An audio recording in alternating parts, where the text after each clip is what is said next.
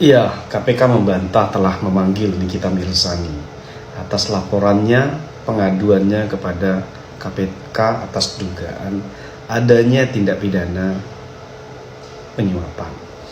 Menurut saya, kalau ini merupakan strategi untuk merubah jalannya persidangan, mempengaruhi jalan persidangan, menurut saya ini tidak efektif. Ya, mungkin ini hanya bisa mempengaruhi segelintir masyarakat.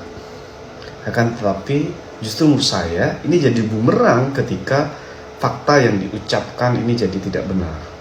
Apalagi sampai dibantah oleh KPK bahwa tidak ada pemanggilan itu. Ya, di satu sisi ini semakin membuka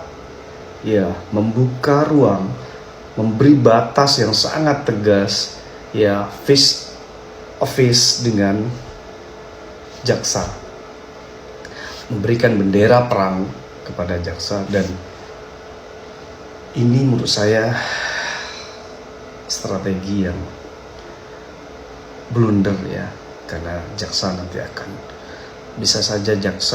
nanti akan menuntut dengan sangat berat, ya. Begitu juga hakim ketika itu sudah menyinggung bagaimanapun mereka seorang pribadi, ya. Kalau itu dibuka ternyata faktanya tidak ada, saya kasihan, ya, yang memberi masukan kepada Nikmir. Strategi seperti ini menurut saya ini blunder, tidak fokus bagaimana caranya, ya, menguatkan fakta dalam persidangan. Tapi gimmick di persidangan seperti ini menurut saya gak cocok. Makanya dari dulu ketika sudah banyak gimmick dan sandiwara di luar pembelaan konteks persidangan, saya menarik mundur diri untuk tidak ikut, ya, dalam konteks pembelaan NN, ya.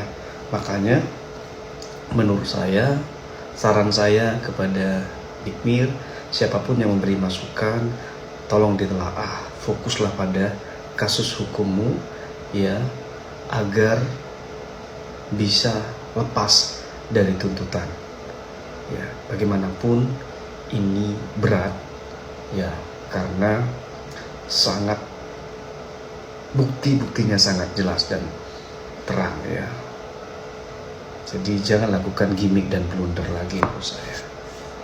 Maka ada seseorang juga yang punya foto bahwa Bu Nona ketemu dengan Putri Sawatero sebelum saya P21 tahap 2.